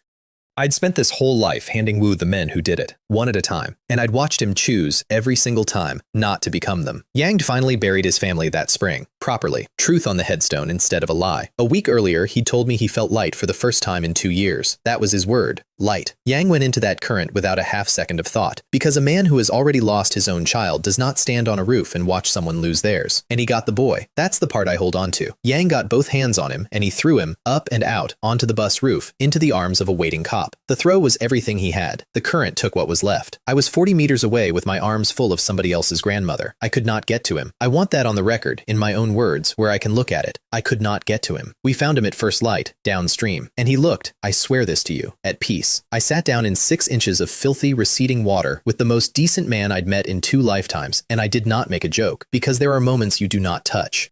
In a hospital, months back, I promised my mother I'd be an upright man. I think I finally learned what the word meant from a tired policeman who threw a stranger's son to safety and let the river keep the rest of him. The boy lived. That morning he was just a living child in a dead man's arms. That was enough. It was also nowhere near enough. Both are true, and they don't cancel out. They gave Wu Jiming a hero's funeral, and the whole province came. Secretary Deng Hong, the old warhorse who ran the inspection team, stood in the rain at the grave and didn't say much, because the two of them had been the kind of friends who never needed much. Chin Rolan held my hand at the back of the crowd and did not tell me it wasn't my fault, because she knew I'd have hated that. She just held on. That's the whole reason she's the warm thread and everyone else is weather. I made one promise at that grave.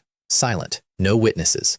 Wang Hehua and her boy would never want for anything as long as I drew breath. Some promises you announce. That one went in the place where the burned papers go. Then, because the story doesn't stop for grief and neither could I went back to work. And the work, for a little while, was almost gentle, which should have told me something. The city needed rebuilding, and rebuilding needs money, and I happened to have a private, untraceable faucet for it, because I remembered songs that hadn't been written yet. I'd floated one earlier, mailed off under a borrowed name, and it had done suspiciously well. Now I wrote more, and I did something with them that surprised even me. I gave them to the military, donated the rights outright, patriotic pieces, the kind that end up at parades and in the mouths of conscripts, handed over for nothing. And in giving them away, I brushed up against a set of families' names I wrote down very carefully. A composer general's circle, the Chin family, a man named Ding Ding, and a soft-spoken, cultured official named Wu Hua, who thanked me in person and held my gaze a beat too long. I didn't know yet what the Lin family was. I'd find out in Beijing at the best and worst dinner of 2 lifetimes. For now, they were just names that had noticed a grassroots nobody who gave away things worth keeping. And in this country, giving away something valuable is a far rarer and more suspicious act than stealing it. It makes exactly the right people curious. I also went home. Actual home. The orchard. My parents were alive. I will never get tired of writing that sentence. And the orchard that had been seized and sold off over their corpses in my first life was still theirs in this one. Hills of fruit trees I'd bled a whole province to keep in their hands. But a farm is never really at peace either. And while I'd been off remaking a city, a pair of local brothers named Chin had been busy being the small kings that small places grow. They'd muscled the boundary stones a few feet each season, diverted a creek that used to feed my father's lower rows, leaned on the old couple next door for a cut of everything because the old couple's son was a farmer's, and because my parents, as far as the whole village knew, were just an old farmer and his wife whose boy worked some paperwork job in the city. Nobody out here had connected the quiet Yang family to the People's Guardian in the newspapers. Why would they? Heroes come from somewhere else, never from the house down the lane. The Chin brothers came around the day I was home, loud, expecting the usual, and I let them get all the way through the performance. The swagger, the veiled threat, the generous offer to keep protecting my elderly parents from misfortunes the Chin brothers would personally be arranging. I've learned to enjoy this particular pause, the one right before a bully finds out. I didn't beat them. I didn't need to. I just made 2 phone calls, in front of them, using names that turned their faces the color of putty. A county chief here, a land bureau there, men who owed the People's Guardian a favor and were delighted to spend it on a pair of village extortionists. By evening, the boundary stones had walked back to where they belonged. The creek ran my father's way again, and the Chin brothers had discovered a deep and permanent respect for property law. My father stood in his own orchard afterward, looking at the creek, and told me he was proud of me. In the gruff, sideways way farmers say the enormous things, half a sentence, eyes on the trees, gone before you can hold it. I kowtowed to him again, right there in the dirt. Because once, in a life he doesn't remember, I didn't get to, and I decided I'm going to keep making up that debt for as long as he'll let me. Then I went back to the city, and the gentle part ended, because a woman in a black robe had just let a murderer walk out the front door of a courtroom, and I was about to learn that the rot I'd cut out of Jiangning had roots that ran clear into another country. Her name was Yang Meiling. She was a judge, and she was good at it, which made her worse than any of them. There'd been a killing. A woman named Qin Xiaolan, beaten to death by a man who had never once in his life expected a consequence. It was open and shut. Witnesses, forensics, the whole thing gift-wrapped. And Judge Yang Meiling took that gift-wrapped murder and handed the killer a sentence so light it was basically a receipt for time served. She walked him, in front of the victim's family, in front of a gallery that came for justice and got a magic trick. The city was furious. The city was right. But fury is just weather unless somebody points it. So I started pointing it. And the first thing I did was the thing I always do. I refused to believe the obvious story. The obvious story was a bribe. Judge takes money, killer walks, old as courtrooms. But the money didn't add up. There wasn't enough of it moving. Yang Meiling didn't spend like a woman on the take. She spent like a woman being paid in something other than cash. So I pulled the thread.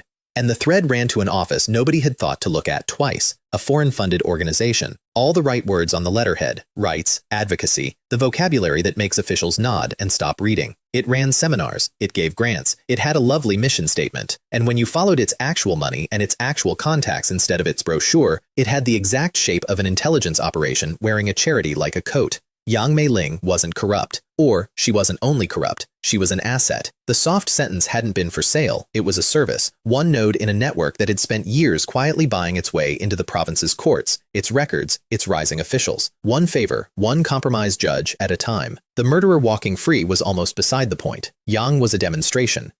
Proof of what the network could do to the machinery of the state when it felt like it. This was a mile above my pay grade. I knew that. It has never once stopped me. But I also knew this wasn't a fight you win with an impact hammer and a bad attitude. A faction you beat in a meeting. A foreign network protected by people with real reach you cannot arrest on a hunch, because the second you move too early, they fold the tent and vanish and take everything with them. And you're left holding a lenient sentence and a stupid look on your face. So I did it the patient way. It cost me because patient is not my first language. I built the net before I sprang it, mapped the money, mapped the contacts, and I turned public fury into public pressure without ever telling the public what was actually under the floor. Let them howl about the soft sentence. Let the papers scream about Yang Meiling, the disgraceful judge. Let all that noise be the thing the network watched, while the real work happened in the quiet underneath. Several departments, none of them handed the whole picture, each given the one true piece it needed and nothing more. And here's where Yang Jie finally did me the enormous favor of being Yang Jie. You remember him, the rival team leader, glib, handsome, quietly in love with Qin Rulan, running on a fuel that was 3 parts ambition to 1 part wanting to be a hero in front of her. Yang watched the Yang Mei-ling case swell into the biggest thing in the province, and he could not stand that it was mine, so he lunged for it, grabbed at the case, the glory, the headline, moved loud and early and public, exactly the way you must never move on something this quiet. Yang didn't know what was under the floor. I did, and I didn't stop him. I've thought about that. Yang spooked precisely the wrong people at precisely the wrong moment, and when the dust cleared, his big, triumphant grab had blown up in his own hands. Sources bad, conclusions half-baked. His heroic charge revealed as a man sprinting confidently into a wall. The province stopped seeing a golden rival and started seeing a reckless one. Yang took himself off the board trying to take my seat. I did not shed a tear. And I filed away the lesson. In this game, the man who lunges for the credit is usually just volunteering to hold it when it goes off. When the net was finally ready, it didn't close in a courtroom. It closed with a man I'd never met walking into my office and outranking every badge in the building. Division Chief Wang Sheng, Ministry of State Security, the kind of official who never appears in the newspapers because the newspapers don't know he exists. Yang'd been circling this network at the national level for a long time, and he'd been missing the one thing the national apparatus can never gather from that height: the local seam, the evidence, the timeline, the granular, door-to-door provincial work that actually lets you pull the thing. And he arrived in Jiangning to find it already done, sitting on a desk, sorted. The people who needed arresting, named. The evidence, sealed. The testimony, taken. A foreign intelligence network, unwrapped and boxed and labeled by a deputy division inspector he'd never heard of, and handed to him like homework turned in early. Yang took down 17 of them in one quiet sweep. Yang Mei-ling, the network's operators. And this is the one that ran the province's blood cold, a sitting vice governor named Yang Reixin, the network's highest friend, the umbrella that had kept the rain off all of it. A vice governor arrested by state security on an espionage matter. That happens in a province maybe once in a generation. It set off exactly the earthquake you'd expect. A national cleanup of the judiciary, a nationwide look at every foreign organization with a suspiciously beautiful mission statement, doors slamming shut all over the country because of one soft sentence in one city that most of the country couldn't find on a map. Wang Sheng shook my hand before he left, told me it was the first worry-free case in 10 years at the ministry. Yang said it the way a man says a thing he intends to repeat later. In a room I wouldn't be in, to people whose names I didn't know yet. I thought that was the end of it. A grieving spring, a rebuilt city, a spy ring rolled up. I thought I'd earned a quiet stretch. Instead, a teenager failed to get the exam score he'd bled for. And that small injustice, the smallest one in this whole story, was about to drag me into a war between families whose reach made Governor Wang Han look like a village Qin brother. The teenager was named Yang Kai. By every right in the world, he should have been the top scorer in the province. Yang was one of those kids poverty forgets to crush. Brilliant, quiet, the son of a stubborn, upright nobody named Yang Jun, who drove something with wheels for a living and had raised his boy on one radical idea. Work hard, tell the truth, and the system will deal you a fair hand. It's a beautiful thing to believe. In this province, in this year, it is also about as structurally sound as a dike made of sand. Because when the scores came out, Yang Kai, the boy who'd earned the top mark, had somehow scored like a boy who hadn't. And a rich kid named Song Tian, who couldn't have earned that mark if you spotted him the answer key and a week, had somehow scored like a genius. The papers had been swapped. A poor boy's whole future lifted clean out of his hands and sistled into a rich boy's file. Because in this country, the one door that's supposed to be fair, the exam, the great equalizer, the thing a farmer's son can walk through on nothing but his own brain, is the exact door that people with money most want to quietly own. Yang Jun did the thing upright nobodies do. Yang complained. Through the proper channels, politely, and the proper channels closed on his fingers. Because the swap hadn't been the work of amateurs. It had run through a forger named Qin Bo, and Qin Bo worked for the Han Sing Group, and the Han Sing Group belonged to a name that stood the hair up on my neck when it crossed my desk. Qin Kai, the refined elder crime boss, brother of the butcher I'd extradited from Singapore. I thought I'd gutted that whole house in part 1. Turns out I'd only pruned it. The root ran deeper, and the root had a name in Beijing, so I took the case. Because a swapped exam paper is the exact kind of small, clean injustice I'd have died for in my first life. Because I'd made my father a promise about honest officials, and because I have never once been able to leave a thread unpulled. So I pulled this one, and it came up attached to something that nearly killed me. Proving a paper swap is harder than it sounds, because the whole point of the swap is that the paper looks clean. But a forgery is a physical object, and physical objects lie badly if you make them talk. I got the actual answer sheets pulled and examined. The pressure of the pen strokes, the ink, the timing of the scan codes, the handwriting that was supposed to be one boy's and wasn't. Yang Kai's real work, it turned out, hadn't been destroyed. It had been buried under a scanning error nobody was meant to question. And once I had the physical lie in hand, I walked it backward, station by station, to the man who'd manufactured it. A professional, a forger named Chin Bo, who did not work for himself. Yang worked for the Han Sing group, which is where my stomach dropped. Because the swap hadn't been the work of amateurs, it ran through Chin Bo, and Chin Bo ran to a name that stood the hair up on my neck when it crossed my desk. Chin Kai, the refined elder crime boss, brother of the butcher I'd extradited from Singapore. I thought I gutted that whole house in part 1. Turns out I'd only pruned it. The root ran deeper, and the root had a name in Beijing. The conspiracy didn't stop at a local rich man either. Song Tian was just the boy who got the seat. The people who'd arranged the seat, when I finally chased them out of the dark, ran up through Chin Kai's network to a man named Wang Lei, the party secretary of a place called Pingjiang, and, far more importantly, a son of the Beijing Wang family. I need to explain what a Beijing family is. Up to now, every enemy I'd fought could be beaten inside the province. A Beijing family is not a province. A Beijing family is one of a handful of bloodlines whose members sit in the chairs that decide who sits in all the other chairs, whose disputes get settled at a level that has no address, who regard a provincial secretary about the way a provincial secretary regards a village chin brother. The Lius were one of those, and I just walked a corruption case straight into one of their sons. It came to a head on Anla Island. Anla Island was a resort, the pretty kind, the private kind, the kind where powerful men go to be untouchable. I'd cornered the conspiracy there, the evidence, the men holding it, and Wang Lei himself, trapped on that island with his crimes laid out and no clean way off. And that is the moment I learned the difference between a faction and a family. A faction, cornered, panics. A family, cornered, calls Beijing.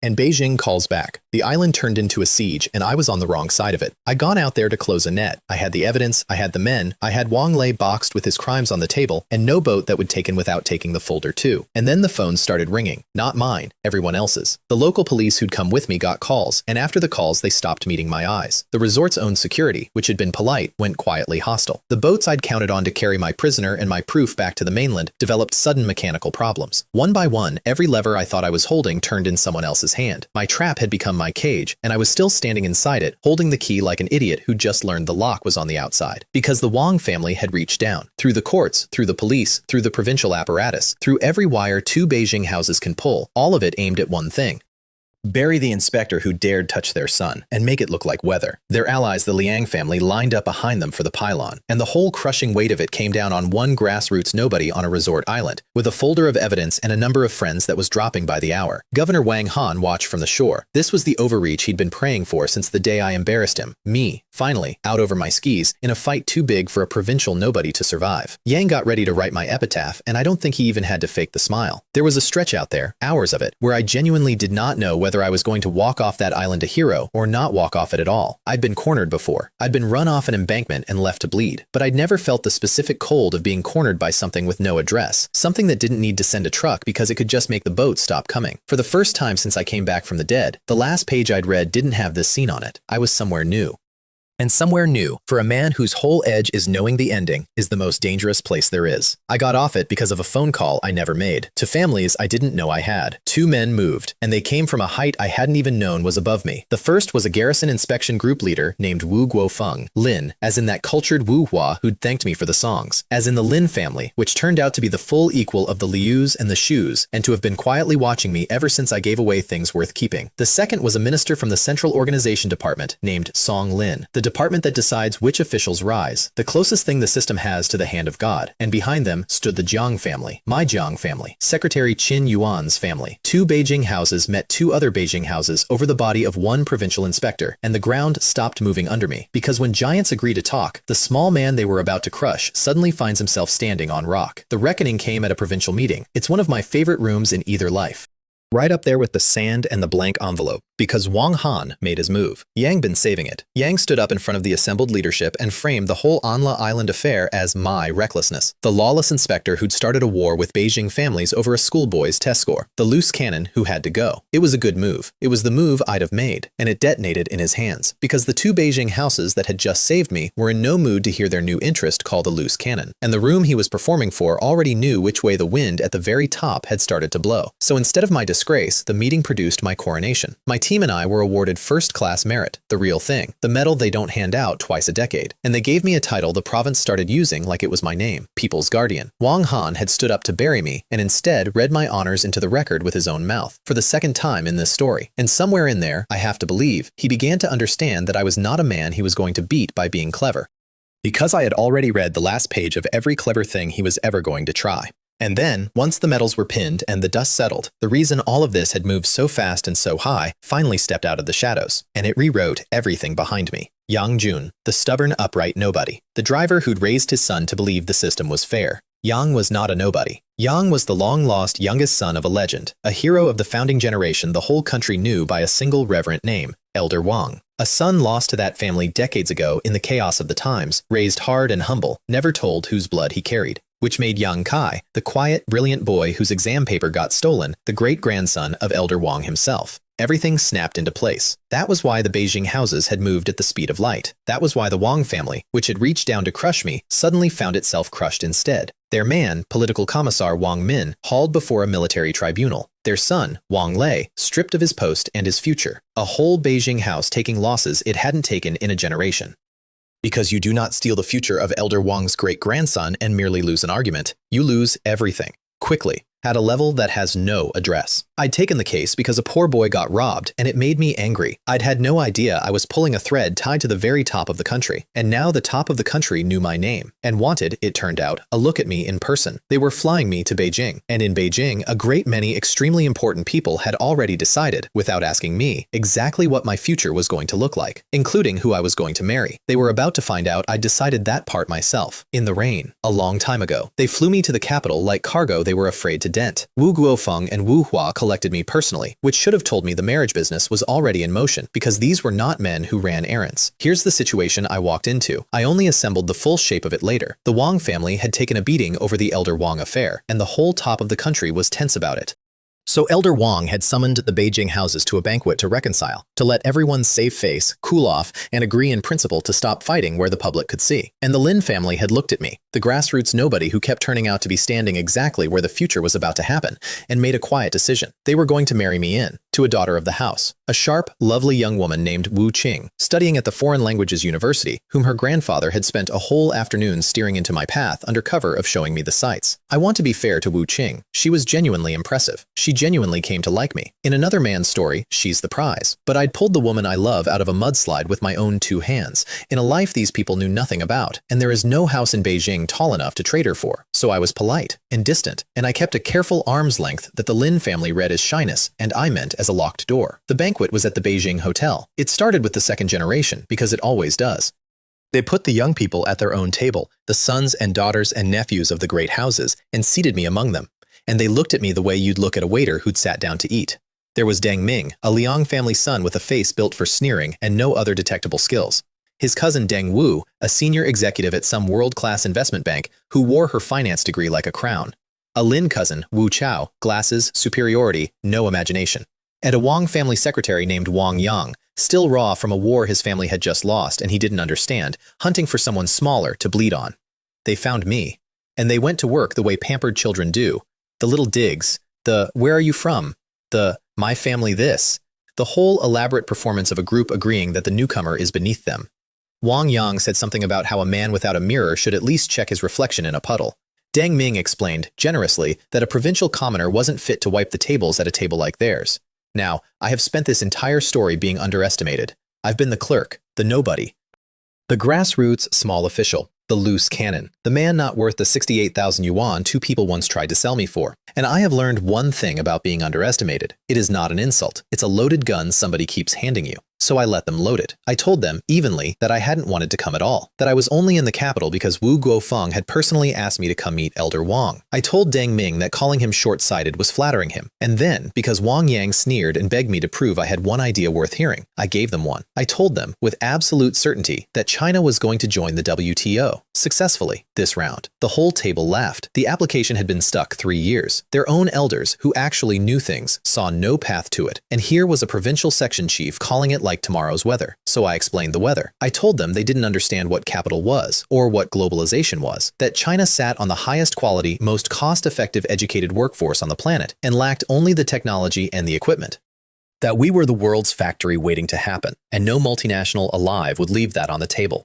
That the men who saw this were the ones who mattered, while they, at best, had a peasant's view of a single field. I told Deng Ming that when the tariffs came down, cheap, high-quality foreign goods would flood every industry, and that he personally should worry, because when the reshuffle came for the pampered heirs who'd never built anything, he might just end up bankrupt and looking down off a tall building. They couldn't refute a word of it, and it made them insane, because I was saying things their own elders would never say out loud, things that were classified if the elders were right, and made them fools if I was. A man they decided was a waiter had just made every one of them feel stupid in their own language. Dong-woo, the finance queen, tried to save the table. Fine, big talk. Prove it. You know the international situation so well you trade foreign exchange? Care to make a prediction? I did care to.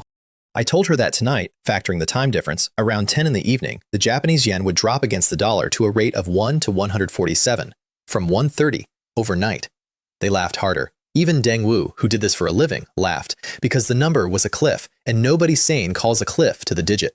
And I let them laugh, because I remembered August 11th, 1998, the way I remembered every disaster I could turn into a lever. The yen was going off exactly that cliff. I'd read the last page of this one 11 years ago. Then a quiet voice said, I believe him. It was Wu Qing. She stood, took a bank card from her bag, and handed it to Deng Wu. 20,000, her tuition, her living money, all of it, with instructions to short the yen exactly as I'd said. The table hissed, and I looked at this young woman betting her rent on a stranger's word against a table of her own blood, and I understood she was braver than every man in that room. And I still couldn't give her what her family wanted, and I felt the exact weight of that. So I put my own card down next to hers. 50,000. Short the yen. And I told Deng Wu to sell when it hit 145, or I'd make her lose money, which, under the circumstances, was a very funny thing to say to a woman who thought I was about to lose all of mine. That was the moment the doors opened and the elders walked in. Wu Guofeng, Wu Hua, Director Qin Jie of the Zhang family, Division Chief Wang Sheng, my state security friend from the spy case, Deng An, the standard-bearer of the Liang house, the whole weight of the great families. The young people shot to their feet, and Wu Hua walked straight past all of them, smiling to me, and said, Little Yang, come sit with us. I stood. I followed him to the main table, the center one, the one where the elders sat, and I took a seat among them, while every second-generation jaw at the kids' table came unhinged one at a time. Then I turned around. I smiled at Deng Ming and the rest, and I said one sentence they couldn't hear over the distance, a sentence they had to read off my lips. I never sit at the kids' table. Silent slaps are the ones that leave marks. Deng Ming sat there shaking.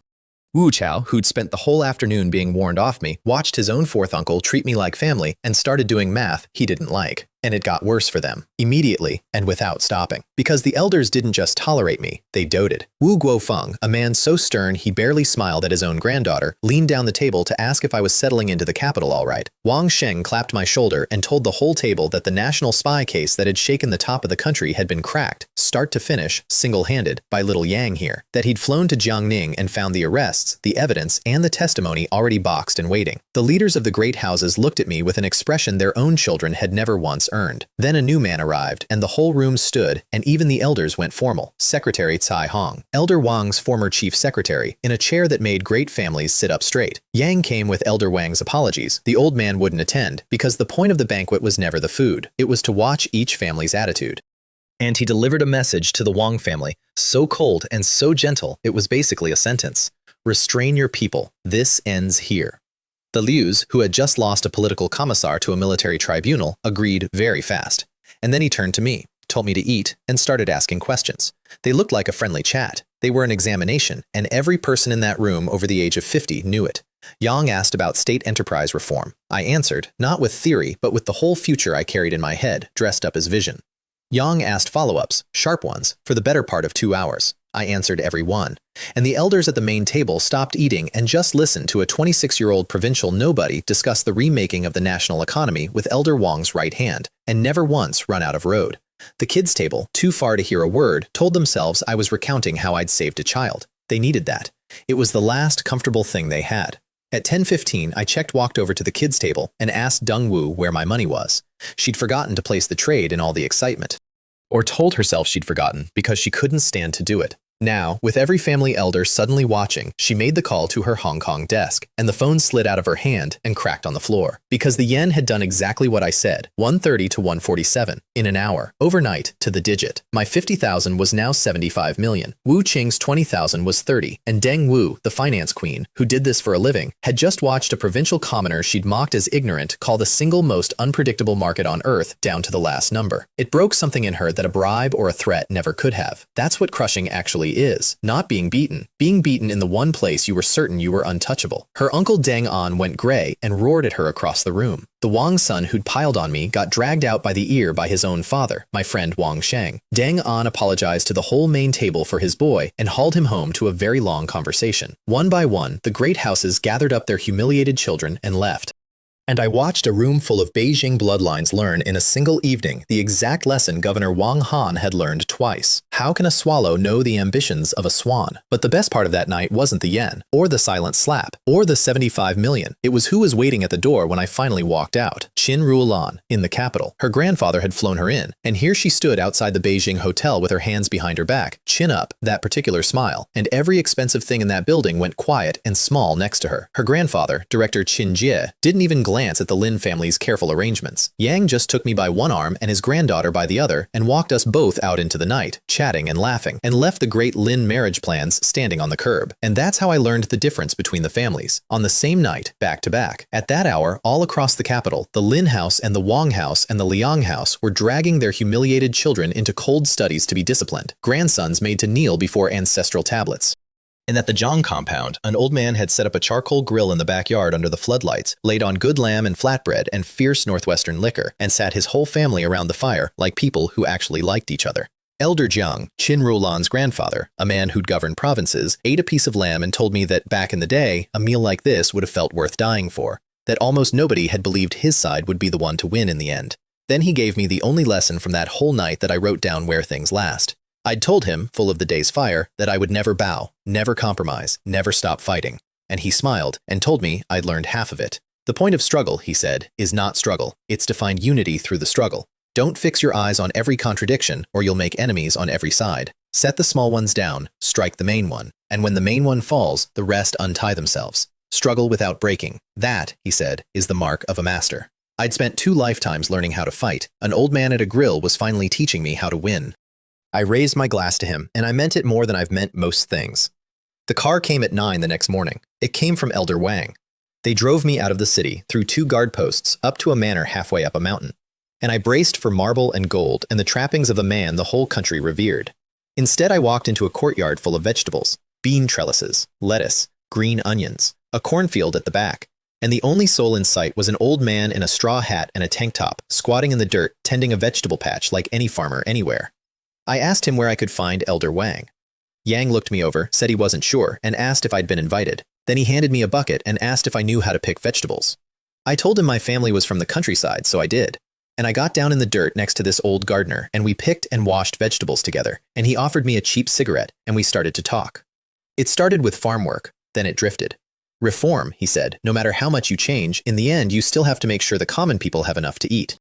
And I found myself telling this random old gardener the thing I actually believe, that enough to eat isn't the finish line anymore, that the real problem is how you make 900 million farmers prosperous. Yang asked how you'd possibly do that, so I told him. Traditional medicine, the whole industry the neighboring islands had built out of prescriptions they'd copied from us, a market worth hundreds of billions a year that we'd handed away, because we couldn't see the business under the heritage. Grow the herbs in the mountains, build the whole chain, take back half that market, triple a farmer's income, earn hard currency for the country, all of it at once. I got rolling the way I do, laying out the future like I'd already read it, which, of course, I had. And a young man in a Zhongshan suit came running up and said, "Grandpa, Uncle Deng's been waiting 10 minutes. Grandpa." I turned and looked at the old gardener in the straw hat, and the old gardener took off the straw hat and told me my insights were correct, and that the farmers were the most important link in the whole economy, and would I come inside and meet the others? The gardener was Elder Wang. Yang governed several provinces, shaped the careers of half the leaders waiting in that hall, and he'd spent the morning testing a provincial nobody by making him pick lettuce, and I'd passed the test without ever knowing I was sitting one, which, I suspect, was the entire point. Inside, a room full of provincial leaders and department directors stood up when he entered, and Chai Hong announced, to a room already reeling, that the reform proposal he'd circulated to all of them a week ago, the one they'd come up this mountain to discuss with the legendary Elder Wang, had come from the hand of the young comrade by the door. Me. They spent the next stretch debating my plan for remaking the state enterprises, the public and private braid, the retraining, the whole careful future, with me answering from the cheap seats until Elder Wang glanced at his watch and sent them home to study it, because he'd retired from the provincial committee and his words were only opinions now, which was the least believable sentence spoken in that house all day. Yang kept me for lunch, and over lunch I did one more thing, and it was the smartest, careless move of my life. Because 75 million yuan earned overnight shorting a foreign currency was not a fortune for a man in my position in 1998. It was a noose. Public foreign exchange trading wasn't supported. My status was sensitive. If the wrong person ever found that money, they'd hang me with it. So I took out the card and I asked Elder Wang to donate all of it, every yuan, split 3 ways, to the National Defense Science Commission, the Ministry of Science and Technology, and a top engineering university. A department director at the table nearly choked, certain this grassroots kid was showing off with pocket change, right up until I said the number. Then he sprayed tea across the room. Elder Wang looked at me a long moment. Yang knew exactly what I was doing, turning a liability into a favor, buying the goodwill of institutions I'd need someday, taking the thing that could have destroyed me and making it the reason powerful men owed me one. A great hero acts for the country, he said, half smiling, and he wasn't entirely wrong either. Because it was both things at once, the way the true things always are. Yang told me that next time I found myself forced into a corner like that, I should call a man he'd introduce me to, a man who ran an enormous state investment group, which, for a city like mine, starving for capital, was worth more than the 75 million I'd just given away. And then the door opened, and the last piece of the whole 2-lifetime puzzle walked in and sat down beside me. And I actually said, out loud, "Why is it you?" Because it was Wang Yang, my mayor, the man who'd pulled me into the Reform and Development group at the end of part 1, the backer I could never place, the patron whose real support I could never trace to Qin Yuan or Wang Han or anyone I knew. Yang walked in and called Elder Wang Dad. Wang Yang was Elder Wang's son-in-law. Yang was the one who'd taken my reform proposal and carried it up the mountain in the first place. Every road in this story, all the way back to a mayor being quietly impressed by a man who signed himself out of a hospital with a cracked skull, had been leading here, and I'd been too busy fighting to read the map. It made perfect sense the second I saw it, which is the most infuriating kind of sense. I'd handed my whole future to exactly one person, and it turned out that person had a direct line to the top of the country. And if he hadn't, I'd never have met Elder Wang in this life at all. I shook my head and gave the old man a bitter little smile. Wang Yang wrapped a pancake and asked, grinning, if I was surprised. "Mayor Wang," I said, "how do I put this? It's both surprising and not surprising at all. And that's where I'll leave it. Not because the story's over, because it's the opposite of over. Let me measure the distance one more time, the way my father taught me. Part 1, I started as a man worth 68,000 yuan and an apartment to the 2 people who knew me best. Part 2, I started standing in a flood, watching the best man I knew throw a stranger's child to safety and let the water take the rest of him. And I'm ending it at Elder Wang's own table, the retired kingmaker of the whole country picking lettuce beside me, backing my ideas, handing me the keys to state capital, while 2 of the oldest families in China quietly fight over which of their daughters gets to marry the grassroots nobody who wasn't fit to wipe their tables the night before. That's the arc. Here's the part that keeps me up. Elder Wang knows my name now, not the province, the country. And a man that high doesn't take an interest in you and then set you gently back down. Yang's already decided, I could feel it, that the most useful place for me is at the grassroots, finding the real problems by hand and feeding them back up the mountain, which means my quiet years are over. And every idea I have from here is going to be watched, from a height I can't see. That's the patron I never asked for. And then there's the personal one, the one that's actually mine. Because the Lin family still wants me married to Wu Qing, and the Jiang family has plans of its own, and Qin Ruolan is the only answer I will ever give, and nobody at the top has thought to ask either of us what we want. 2 of the greatest houses in China are about to negotiate my heart across a table, and they think it's a matter of strategy. It isn't. I settled it in the rain, in a dying village, with mud to my knees and a woman I'd come back from the dead to save. They just don't know that part. Nobody does. Some things you don't say out loud until you have to. Ask me again next time. There's a lot of story left, and I've already read the last page of all of it.